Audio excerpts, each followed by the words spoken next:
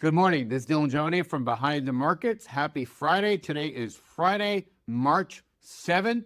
And yesterday I had 2 hours of dental surgery. Not feeling great. I'm going to be toothless over here until I get my implants. So I'm getting ready for that experience. Anyway, today I wanted to talk about something I'm very excited about. You guys know that one of the areas that we really focus on here at Behind the Markets is defense, basically warfare. And it's very interesting. A lot of other firms, they focus on like how technology will change computers or how technology will change our lives, et cetera, et cetera. We focus really on how technology is going to change warfare. And we look at the world through the prism of geopolitical competition, specifically between the U.S., China, U.S., Russia. So it's very exciting. And we've done very well doing this.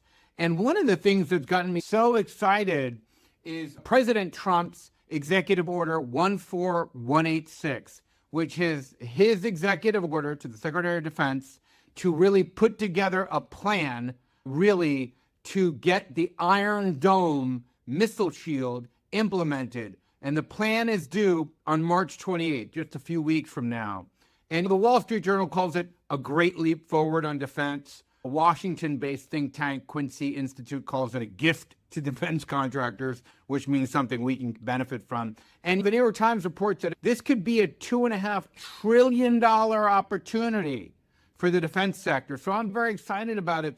And one of the things that I'm most excited about is when I was growing up, Reagan, Star Wars, Strategic Defense Initiative, we actually have the technology and the political will to actually put this into practice. What Israel has been doing, they've been really test running the Iron Dome over there with great success for the past decade, basically funded by us. And now we're going to take a lot of that and bring it into America and update a lot of that. So I'm very excited. And we're going to talk all about this. So there is a link. We're going to explain basically what the Iron Dome is, what the policy means for America, what it means for our defense contractors, and where are the real super duper opportunities here, especially before this implementation plan comes out March 28th. Remember something, on March 28th, the rest of the world is going to find out what we already know, which is this is our specialty. The companies that are really going to head, based on what this implementation plan says,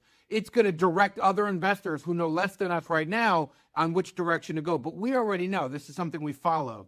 And look, this is one of those situations where you see at least 50 members of Congress, billionaire investors like Buffett, Mark Andreessen, Peter Thiel, Steven Feinberg, who's now at the Pentagon, these Cerebus, these guys are all invested in this area. So this is a very exciting thing for me. And you guys know I geek out on defense stuff. And again, I think it's very important to understand at Breakthrough Wealth, which is one of our letters here, that one of our research services here Behind the Markets. One of the things that we specialize in is defense. You remember in September of 2022 when the market was crashing, we recommended Palantir at $7.38, and that's been a huge winner, 400% gains or so. C3 AI, which we recommended at $17.69 and 100% gains. Splunk, we recommended, and 61% gains. I think it would have gone higher, but Oracle bought the company really too quickly for us. And what those companies had in common